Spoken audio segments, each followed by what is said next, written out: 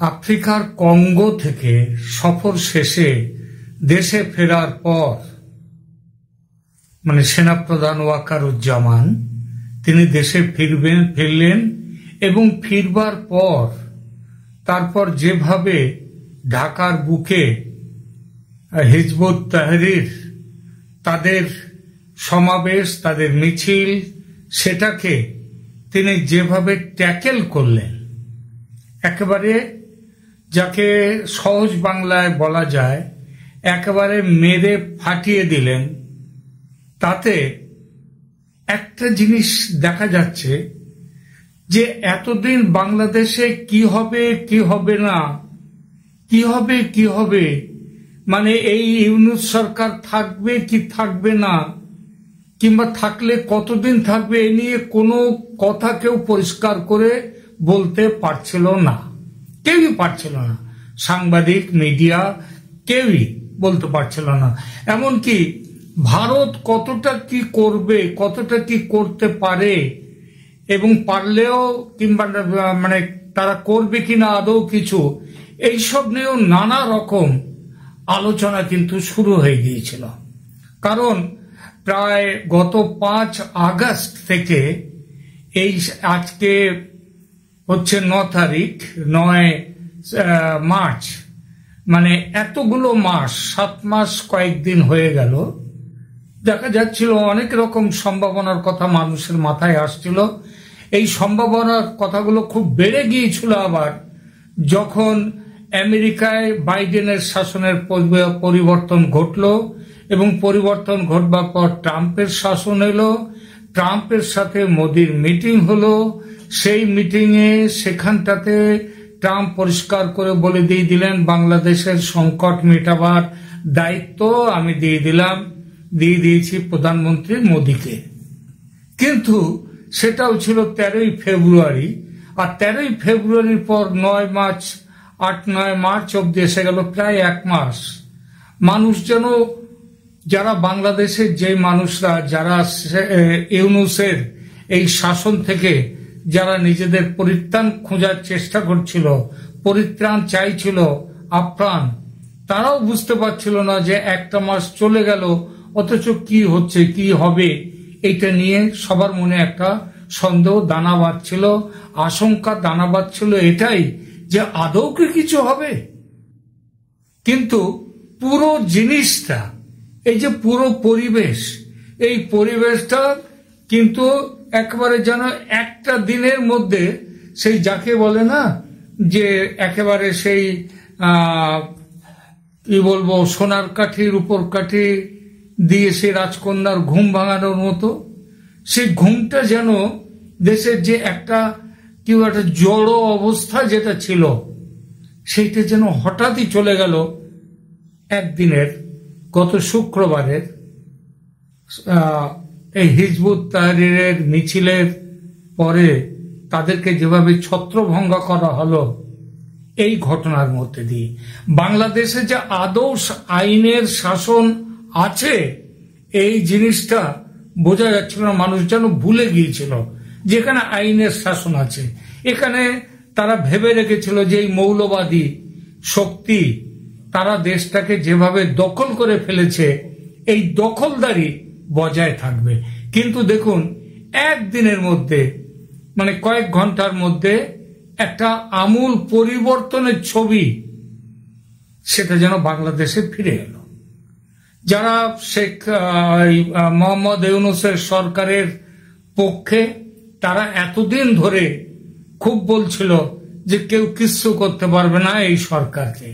এটা যেমন ঠিক তেমনি আবার আরেকটা দিকে যারা এই সরকারের উৎখাত চাইছিল তারা যে ভেঙে পড়ছিল, সেই ভেঙে পড়ার ভাবটা যেন মুহূর্তের মধ্যে ওই একদিনের মধ্যে যেন আমূল একটা পরিবর্তন হয়ে গেল। এই যে পরিবর্তন, এই পরিবর্তনের ফলে মানুষ এখন বিশ্বাস করতে শুরু করেছে যে শেখ এই ইউনূস সরকারের অবসান হবে। আমি আজ সকালেই একটি এপিসোড দিয়েছি, সেখানে বলেছি ইউনূসের তো বিদায় হচ্ছে, ইউনূসের বিদায় হচ্ছে, তারপরে নতুন সরকার হবে, কিন্তু এই সরকার কে থাকবে এই সরকারের মাথায়? এবং সেখানে বলতে চেয়েছি, কেন শেখ হাসিনার সরকার তাদেরকে কেন ফিরে আসবে না তারা? কারণ যে কোনো ন্যায় ধর্ম অনুযায়ী, সত্য অনুযায়ী শেখ হাসিনার সরকারের ফিরে আসার কথা বাংলাদেশে। এবং সেই প্রসঙ্গে আমি বলেছি, ডাকাত যদি বাড়ির থেকে আমার জিনিস চুরি করে নিয়ে যায় এবং সেই ডাকাতের কাছ থেকে যদি আবার যারা আইন শৃঙ্খলা বাহিনী, সেই ডাকাত তারা যদি ধরে ফেলে সেই লুট হওয়া মাল, তাহলে সেই লুট হওয়া মালটা কি মালিক ফেরত পাবে না? যার জিনিসগুলো চুরি গিয়েছিল সেই তো পাবে। ঠিক এখানেও তাই, যে শেখ হাসিনার যে সরকার, সেই সরকারের কাছ থেকে ডাকাতি করে নিয়ে গিয়েছে তার যে শাসনভার, সেই ডাকাতরা এখন ধরা পড়ে গেছে, ডাকাতরা চলে যেতে বাধ্য হচ্ছে। তাহলে তো তার সেই জিনিসটা, অর্থাৎ তার যে শাসন ক্ষমতা, সেটা তো শেখ হাসিনারই ফিরে আসার কথা, আমি সেটা বলেছি। কিন্তু এইবার ধরা যাক শেখ হাসিনা তো ফিরছেন, ইউনূস যাচ্ছেন দেশে, ধ্রুব সত্য, এই মার্চের মধ্যেই হবে এটা। সেটা শেখ হাসিনা ফিরছেন, ইউনূস যাওয়ার পরে, শেখ হাসিনা যাওয়ার পরে মানে শাসন থেকে যাওয়ার পর, দেশ থেকে যাওয়ার পর নয়। দেশ থেকে তাকে আদৌ যেতে দেয়া হবে কিনা সেটা একটা বড় প্রশ্ন। শেখ হাসিনা ক্ষমতায় না থাকলেও আমার যা ধারণা তাতে এই সেনাবাহিনী, এই ওয়াকারুজ্জামান, অন্তত যারা বাংলাদেশের এই ভয়ঙ্কর অত্যাচার, বাংলাদেশকে এইভাবে সর্বনাশ যারা করে দিয়ে দিল, সেই তাদেরকে সহজে পালাতে দেবেন বলে আমার তো মনে হয় না। কারণ ওয়াকারুজ্জামান আবার তাদের পালাতে দিলেও ভবিষ্যতে আবার জবাবদিহিটাও তাকে করতে হবে। কারণ এবং তার উপরে যেভাবে নানাভাবে তাকে অপমানিত করা হয়েছে, তার বিরুদ্ধে চক্রান্ত করা হয়েছে, নতুন ষড়যন্ত্রের চেষ্টা হয়েছে যেভাবে তার বিরুদ্ধে, তাতে তিনি অন্তত আমার ধারণা এই মোহাম্মদ ইউনূস এবং তার সঙ্গীদের ফেরত মানে অন্য কোথাও ভেগে যাওয়ার সুযোগটা দেবেন না। এখন প্রশ্ন হচ্ছে, শেখ হাসিনা কবে ফিরছেন দেশে? প্রথম প্রশ্ন এখনকার আলোচনার। এই প্রশ্নের উত্তরে একটাই কথা বলার, শেখ হাসিনা এটা যেভাবে অন্তত ভয়ঙ্কর রকমের যদি কোনো পরিস্থিতি পরিবর্তন না হয়, মানে যেভাবে এখন পরিস্থিতি যেটা রয়েছে, তাতে শেখ হাসিনা এই মার্চেই দেশে ফিরছেন। তিনি কিভাবে ফিরছেন আমি আজকেই বলেছি এর আগের ভিডিওতে, যে তিনি প্রধানমন্ত্রী হিসেবেই দেশে ফেরাটা তার ন্যায্য অধিকার, এবং যখন একটা আইনসম্মতভাবে কথা বলতে গেলে শেখ হাসিনাকে দেশে ফেরত আসবেন তিনি প্রধানমন্ত্রী হিসেবে। এর বিরুদ্ধে আমি বলেছি, সংবিধান কোন রকম বাধাই সৃষ্টি করতে পারে না, কারণ দেশে সংবিধানের শাসনই এখন নেই। আর তিনি যখন চলে গিয়েছিলেন, তিনি তো পদত্যাগপত্র দিয়ে চলে যাননি, তিনি তার পদ থেকে পদত্যাগ করেননি। সুতরাং আইন অনুযায়ী, সংবিধান অনুযায়ী তিনি দেশের এখনো বৈধ প্রধানমন্ত্রী। এবং এই যে কমাস ধরে যারা শাসন চালালো, দেশে একটা দুঃশাসন চালালো, দুঃস্বপ্নের মতো, তারা অবৈধ দখলদার। এই অবৈধ দখলদারির শাস্তি তারা কি পাবেন সেটা পরবর্তীকালে সেই আলোচনায় আসছি। কিন্তু এখন যেটা কথা, শেখ হাসিনা কিভাবে দেশে ফিরবেন, আমার ধারণা তিনি ফিরবেন দেশের প্রধানমন্ত্রী হিসেবে। সেটাই তার ন্যায্য দাবি, এবং সেই দাবি তার পাওয়া, সেইটা অনুযায়ী কাজ হওয়া উচিত। এর পরের যে কথা সেটা হচ্ছে, ধরা যাক শেখ হাসিনা দেশে ফিরলেন প্রধানমন্ত্রী হয়ে, এবার দেশে ফিরে তার প্রথম করণীয় কি হবে? আমি জানি এই প্রশ্নের উত্তরে অনেকেই বলবেন যে যারা দেশের উপরে এই ভয়ঙ্কর কাজটাকে অত্যাচার করেছে, দেশকে, দেশের মানুষকে, দেশকে আজকে যে জায়গায় নামিয়ে এনেছে, এই কাজ যারা করেছে তাদের উপরে আগে কোনো ব্যবস্থা নেওয়া উচিত, তাদের শাস্তি দেওয়াটা হবে এই সরকারের প্রথম কাজ। আমি তা মনে করি না, সেটা। আমার মনে হয় এই সরকারের যে শেখ হাসিনা আবার প্রধানমন্ত্রী হয়ে ফিরে আসার পর তার সরকারের প্রথম কাজ হবে যে সম্পদ দেশে চলে গেছে, দেশের শিল্প যে ধ্বংস হয়েছে, আইনের শাসনের অভাবে শিল্প ধ্বংস হয়েছে, এটা একটা বড় কারণ। আইনের শাসন ফিরিয়ে নিয়ে আসাটা হবে তার প্রথম কাজ। দ্বিতীয় কাজ ওই একই সঙ্গে সঙ্গে চলবে, সেটা হচ্ছে যে শিল্পগুলো বন্ধ হয়ে গেছে, যে কারখানা বন্ধ হয়ে গেছে, মানুষের ভাত চলে গেছে, মানুষের কাজ চলে গেছে, মানুষের বেঁচে থাকা যেটা দায়ী হয়েছে আগে সাধারণ মানুষের, সেই বেঁচে থাকাটা তার ব্যবস্থা করা হওয়া উচিত সেই সরকারের একই সঙ্গে বড় যে কাজ সেই কাজ।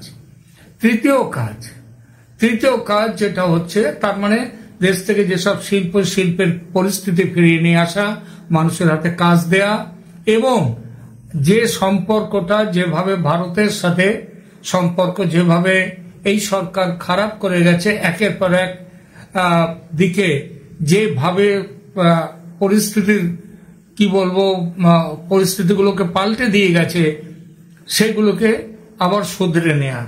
এরপরে আমার যেটা মনে হয় এর সাথেই কাজ হচ্ছে সেটা যে ওই যে যারা ইউনুস এবার তাদের যারা সঙ্গী, তাদেরকে যদি একেবারে বেকসুর খালাস করে দেয়া হয়, তাদেরকে যদি তাদের শাস্তির প্রাপ্য শাস্তি যদি না দেয়া হয়, তাহলে সেটাও হবে একটা অন্যায়। সুতরাং তাদের যে শাস্তি, সেই শাস্তির ব্যবস্থাটা করতে হবে যথাযথ, কিন্তু আবার সেখানটায় মনে রাখতে হবে খুব ভেবে চিন্তেই সে কাজটা করতে হবে। কারণ জুলাই আগস্টে যে আন্দোলন, যে অভ্যুত্থান হয়েছিল, সেই অভ্যুত্থান তার সঙ্গে দেশের বহু মানুষ, তাদেরকে ভুল বুঝিয়ে জড়িয়ে নেওয়া হয়েছিল। তাদের উপরে যেন আমি জানি অনেক বিএনপি হোক কিংবা অন্য যে কোনো দল, সাধারণ মানুষ তারা এর মধ্যে যোগ দিয়েছিলেন, কিন্তু যারা যোগ দিয়েছিলেন তাদের সবাইকে একবার গণহারে এক জায়গায় তাদেরকে রেখে দিয়ে বিচার করে শাস্তির ব্যবস্থা করা, আমার মনে হয় সেটা ঠিক নয়। এর যারা মাথা, সেই মাথাগুলোকেই কেবল ধরা উচিত।